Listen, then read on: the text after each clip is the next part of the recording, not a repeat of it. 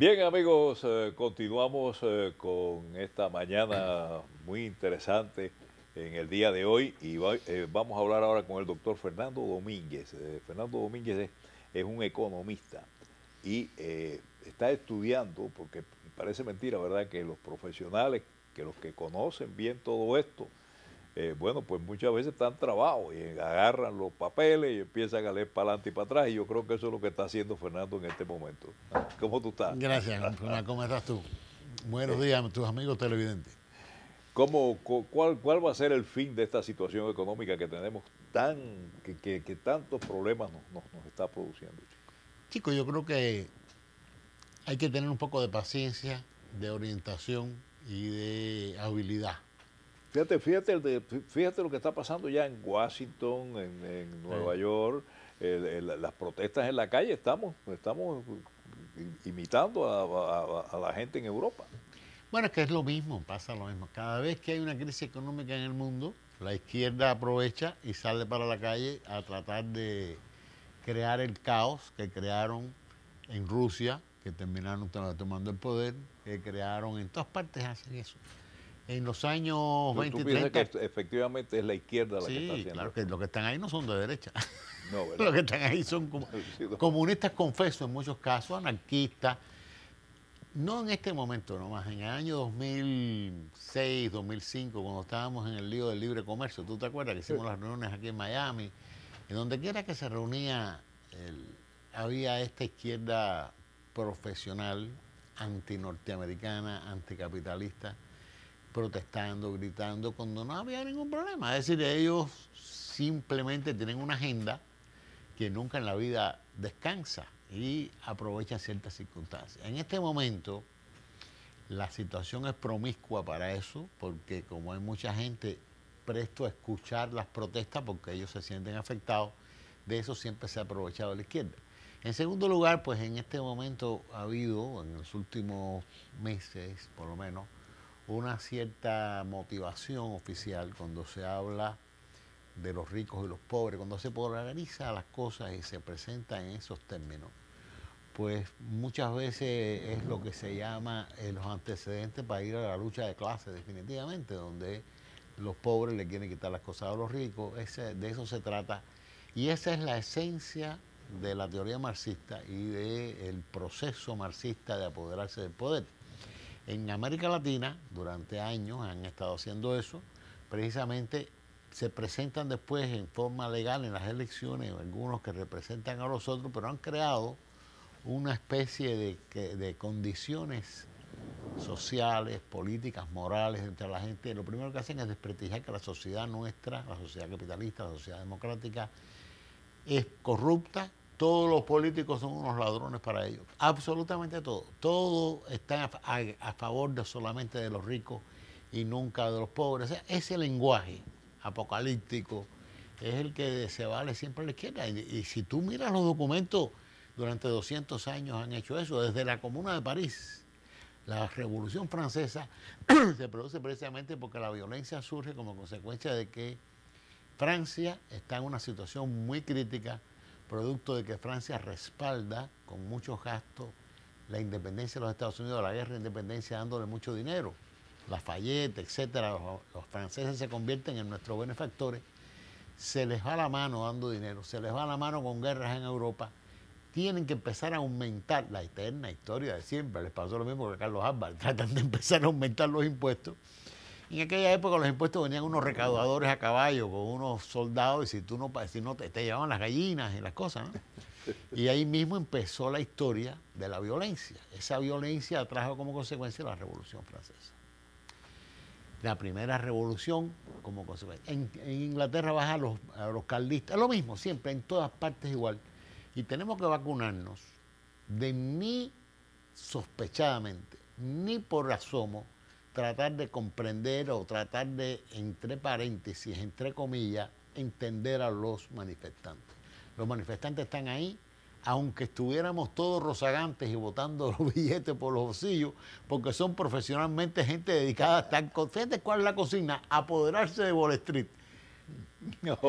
Fíjate, ocupar Wall Street es una situación de anarquismo total, etcétera, que es vieja en la humanidad.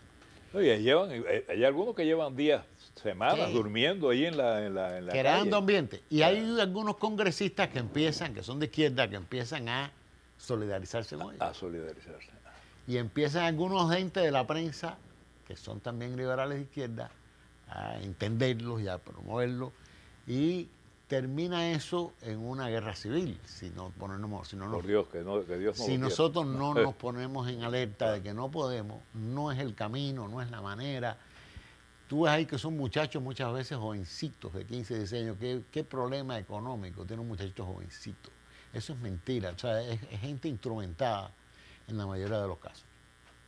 Bueno, estábamos hablando me estabas hablando Sí. algo de Europa. Sí. ¿Cómo está cómo está la cosa en Europa? Parece que mucho más grave Sí. que en ningún otro lugar, ¿no? Sí. El problema de Europa es que Europa tiene, en el año 2008, cuando reventó la burbuja, en un programa sentado en esta misma mesa, yo dije que estaban dándole la medicina equivocada al enfermo porque el diagnóstico era equivocado. Cuando tú tienes una hemorragia, tú no puedes recetar aspirina, porque entonces la hemorragia no se contiene. Y nosotros hemos tenido durante años una hemorragia de emitir dinero. Y emitir dinero. Y todo lo ha resuelto la Reserva Federal emitiendo dinero y emitiendo dinero y emitiendo dinero. Y eso ha hecho pues que la deuda nuestra sea muy grande, etcétera, etcétera. Y cuando llegó el famoso rescate financiero, pues volvieron a emitir más dinero, y más dinero, y más dinero. Y eso mismo ha pasado en Europa. En Europa organizaron el llamado Mercado Común Europeo en el año 1948 para competir con los Estados Unidos. Me pareció muy razonable, era muy lógico que Europa, que estaba saliendo de la Segunda Guerra Mundial en estado totalmente depauperada, desbaratada, pues creó, lo primero que hizo fue una comunidad económica del carbón y del acero, se llamó así, entre Francia y Alemania, en la zona común que tienen ellos en la frontera de ambos, donde hay muchas minas de carbón y donde hay mucha producción de acero. Esa humildísima tratado de eliminar las restricciones entre el carbón y el acero entre ambas partes, llevó al año 48 después a la creación del Mercado Común Europeo, llevó después a la Europa unificada, llevó a la Europa única, llevó a la Europa sin fronteras, llegó al euro como moneda única.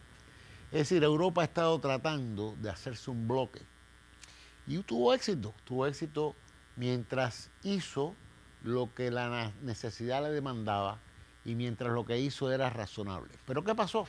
Cuando llegó un momento en que cuando tenían muchos países y era un bloque grande, pues entró a funcionar una agenda que ya no era una agenda económica, entró a funcionar una agenda política de hacer más grande cada vez esa comunidad europea para competir en aquel momento con los dos gigantes del este y del oeste, con los Estados Unidos y con el mercado, o sea, con la antigua Europa socialista, con el antiguo campo socialista, como queramos llamarlo.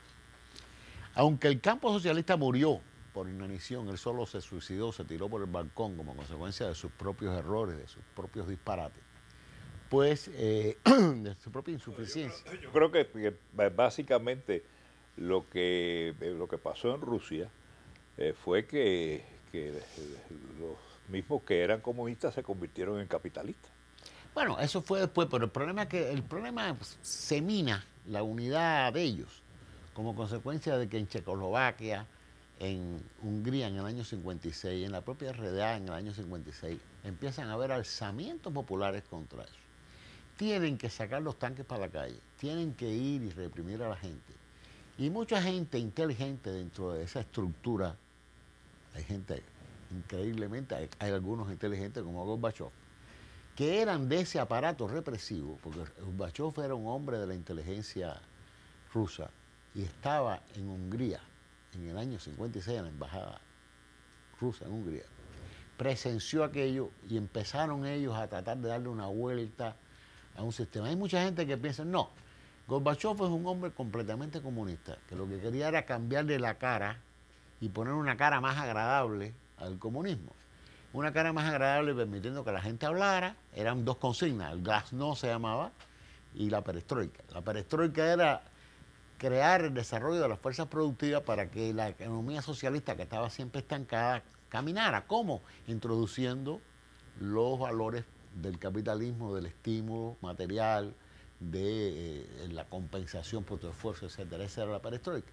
Y por otro lado, lo que se llamaba el glasnost, es decir, la transparencia, políticamente tratar de evitar ese cuartel con los ojos cerrados, donde tú no puedes disentir, no puedes decir nada, porque sencillamente te caen arriba y te multiplican por cero. Eso hacía, y siempre lo ha hecho, y mira, ahí tienes el caso cubano todavía que es así, de Corea, etcétera, que la gente pues se sienta totalmente en una cárcel, y eso hace que la gente no participe, participan de forma formal. Tú le pones una bañoneta en el pecho y la gente va al acto y aplaude, pero aplaude sin ganas, y cuando termina el acto, lo que aplaudió con las manos, con los pies, si puede, lo desbarata, porque la gente no está de acuerdo con que lo opriman de esa manera. Y por lo tanto, esas dos inteligencias de Gorbachev se tornaron en un problema que tuvo que aflojar la mano, y empezó y saltó el problema por la República Democrática de la Cámara cuando se cae el muro de Berlín, que es que los alemanes se van masivamente, se montan en un tren que venía de Checoslovaquia para que vengan a tomar la embajada. Es un problema complicado, pero se le va de las manos porque no les queda más remedio que o reprimir, cosa que ya era masivamente muy fuerte, porque la prensa en el mundo, también no estamos en la época donde tú podías tapar las noticias, estamos en una época globalizada donde cualquier cosa que pasa se sabe al día siguiente en todas partes, en una hora, porque los teléfonos celulares, no sé qué, ya esa época era el antecedente de lo de ahora, y se le fue de las manos eso, y dentro de la propia Unión Soviética hubo unos estúpidos que querían darle un golpe de Estado para volver a la cosa clásica. Cuando esos le dan un golpe de Estado, se lo dan, y lo cogen preso y todo. Viene entonces este señor, que era el secretario del partido en Moscú, que se convierte en el héroe del momento, se monta en los tanques, se para y era muy aficionado al alcohol, por cierto, y se convierte, se disuelve la Unión Soviética las repúblicas empiezan a... ¿Por qué? Porque no hay cabeza, es decir, la represión murió porque muere el aparato represor, que es el partido clásico, etcétera. No por las ideas, ellos siguen teniendo la misma idea, y Gorbachev sigue siendo el mismo comunista de siempre, eso es historia. Y nosotros lo celebramos, y eso por idiota que somos, porque realmente él no es para celebrar nada. Él es un pobre individuo con sus ideas de siempre, que trató de reformar una sociedad que era irreformable. El experimento más fallido del mundo es su experimento, y sin embargo le damos un premio Nobel y todo, tú sabes, por ser el perdedor más grande del mundo. Tú sabes que yo estuve en Rusia cuando se formó el lío, que rompieron la calle, los tanques, rompió la calle y toda la cosa, y resulta que no tiraron ni un tiro, ¿verdad? Entonces nosotros de aquí de Miami fuimos un grupo de gente para allá, que fue con Jorge Mascanosa. Yo trabajaba en la WQA en esa época, y entonces pues fui para... Y entonces entrevisté a un funcionario de la KGB. Estuve en la KGB. Estaba vacía, no había gente allá adentro. La señora que me servía de traductora me dijo: ¿usted va a entrar ahí? No, ahí el que entra no sale. Le dije: señora. La Lubyanka, ¿estuviste en Lubyanka? Sí, la cárcel se llama Lubyanka, donde está la caja. Sí, el edificio. Además, me atendió un individuo allí, incluso, y me sentó en la silla donde se sentaba el último el jefe de la KGB, que era sí, no me acuerdo el nombre, que fue secretario del partido después. Sí, que era el padrino de Gorbachev. Entonces me dijo: mira, siéntate ahí para que veas Moscú desde la silla de fulano. No me acuerdo cómo se llamaba el hombre. Me senté allí en la cosa aquella, y entonces yo le dije: bueno, pero ¿y usted es comunista? ¿Qué cosa es usted? Dice: bueno, no, yo soy comunista, yo no he sido otra cosa nada más en mi vida, ¿ok? Entonces ahora yo no sé lo que va a pasar aquí. Tú sabes que cuando me fui de allí, nos tiramos una fotografía. La señora que iba a llevar una cámara nos tiró una fotografía. Y resultó ser que el hombre que decía que él era ¿cómo se llama esto? Que recibe los visitantes, sí. eso, un guía turístico. Sí, un guía más o menos. para que yo conociera lo que era aquello. Y resulta que cuando sacamos la fotografía y se la enseñamos a la gente que estaba en la calle, Claro. un general de la KGB, el que había hablado con nosotros. El sistema socialista es un sistema que crea una especie de campo de concentración interno. Todo el mundo se siente como en un campo de concentración, la gente pierde toda esperanza, ellos por el hambre, la miseria, etcétera, degradan a las personas y el único sentimiento que triunfa es el tratar de escaparse. Por eso en Cuba la gente se juega la vida por montarse en una lata de sardinas y tratar de irse. Prefiere hacer eso, aunque se juegue la vida con 90 contra 1, que alzarse, porque alzarse tienen metido en los tuétanos, porque se lo han metido que es inútil. Es decir, 4 tipos que son los que tienen el control del campo, si tú los comparas con los miles de prisioneros, controlan a la voluntad de miles de prisioneros por años de sojuzgamiento psicológico, por sojuzgamiento moral. Hay una serie de problemas psicológicos que están ahí, que permiten que sea un campo de concentración con un ejército de ocupación nacional. Mi teoría es que como único se acaba eso con un ejército internacional que vaya y ocupe el campo de concentración.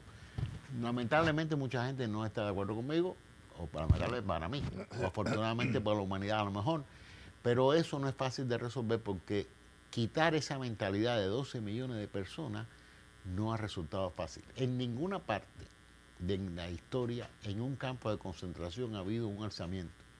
La gente lo que hace en los campos de concentración es escaparse, que es lo que hemos visto en los últimos 50 años. Entonces, gracias. Esto no tiene nada que ver con la conversación inicial, pero es importante que la gente comprenda por qué nuestra sociedad con sus problemas es mucho más viable que la que no tiene salida. La de nosotros tiene salida. Es dolorosa, te van a bajar el salario, hay que aumentar los impuestos, no sé cuál es, pero ¿cuál es el problema? Nosotros tenemos una maquinaria económica que tenemos que echar a andar, que lo que ha perdido la asociación, llamándolo en términos filosóficos, la asociación entre el trabajo, el capital y el gobierno se ha perdido, y la familia. Esos 4 elementos se han disociado en los últimos 4 años. Cuando están bien armados, la maquinaria trabaja sabrosamente, todos somos felices, la sociedad más próspera del mundo, etc. Cuando alguien se equivoca y se va de proporciones la relación, pues pasa lo que ha pasado en el 29, volvió a pasar ahora, en los años 80 pasó un poco, o cuando tenemos un líder que tiene poca capacidad de dirección, no ve el futuro, como nos pasó, digamos, con Carter, o como nos pasó con Nixon. No estoy diciendo que sean los demócratas. Nixon no es tan estúpido como Carter era del otro lado. Es decir, que Nixon es un hombre que prácticamente acabó con la economía capitalista. Metió un control de precios, que eso está contraindicado, acabó con el patrón oro del dólar, es decir, una serie de cosas tremendas. Si gran hombre fue nuestro gran presidente Ronald Reagan, es presidente de todo, no es de los republicanos solo, por su inteligencia. Tan presidente fue John F. Kennedy, un hombre con tremenda capacidad de pensamiento. Un hombre como Truman, demócrata, sin muchas luces, pero con una tremenda habilidad natural para mandar, para saber lo que hay que hacer, con una tremenda honestidad. Un hombre que se fue de la Casa Blanca después de estar 8 años ahí, en una bicicleta casi. Bueno, tuvieron que reunirse y darle un retirito porque ni eso tenía. Es decir, es un ejemplo. La sociedad nuestra está llena de ejemplos de gente que se crece en el momento difícil, salen esos héroes. Y este es el momento que algunos salgan. Porque realmente, como te decía la última vez que estuve aquí, estamos escasos de personalidades en el mundo general. No creo que haya liderazgo. Es decir, el liderazgo está fallido, ha fallado.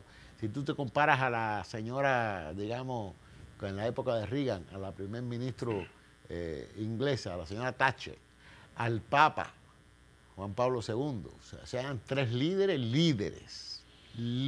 Cuando se reunían esas 3 personas, el cuarto temblaba, tú sabes, porque eran personas con liderazgo, con visión, con deseo y comprometidos con el futuro.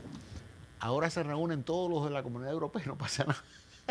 Además, también hay una cosa que a mí me preocupa muchísimo y es el egoísmo. El egoísmo es algo que puede acabar con el mundo si seguimos como estamos. el egoísmo. El que tiene un poco quiere más, y el que tiene más quiere más de lo demás, y quiere, y todo el mundo quiere, y todo el mundo quiere. Señores, el problema de los gobiernos es la cantidad de dinero que cuestan los gobiernos. Y aquí en Estados Unidos, pues, no, ¿cómo se pueden mantener los gobiernos? ¿Cómo se pueden mantener los retiros de un representante, de un senador, y de una telefonista, como pasó aquí en la ciudad de Miami? Una telefonista tiene $160,000 de retiro. ¿Pero qué es esto? ¿A dónde vamos a parar?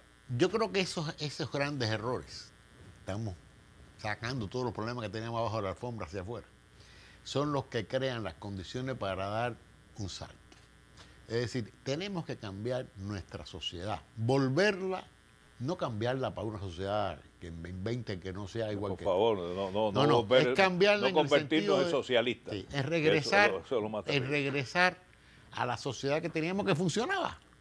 La que funcionaba, la que siempre, la que nos hizo el país más grande del mundo, la que nos hizo el gobierno más serio del mundo, la que nos hizo las leyes mejores del mundo, la que nos hizo todo eso. Estamos hablando de una sociedad que existió hasta hace 60 años, que la empezaron a cambiar, y todos los cambios que introdujeron, que han ido introduciendo, han sido para peor, nunca han sido para mejor. Es decir, hay un exceso de derechos. Ahorita no se puede condenar a un delincuente porque resulta que le está violando sus derechos humanos, porque los derechos de las personas son sagrados, es una cosa horrible. Mira, en Tallahassee, todos los años en Tallahassee hay unos libros que son así, ¿no? Unos libros como 10 libros así de este tamaño, de nuevas leyes. ¿Cómo es posible que eso pase? Todos los años nuevas leyes y nuevas leyes.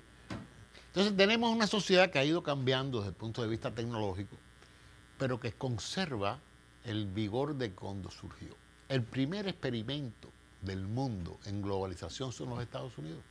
Cuando 50 estados, que son independientes, con su propia constitución y sus propias leyes, se unen en un gobierno federal, que lo primero que legislan los padres de la patria es que el gobierno federal no podía pasarle por arriba a los estados, ni los estados podían pasarle por arriba al gobierno federal. Es decir, ese equilibrio entre que el gobierno federal se ocupaba de lo que era global, de la defensa, de las relaciones internacionales, de la moneda, etcétera, mientras que los gobiernos de los estados se ocupaban de todo lo que le molesta y le preocupa a los vecinos y a los hijos del buen vecino. Cuando eso se rompe, el gobierno federal empieza a meterse en el terreno donde no lo ha llamado.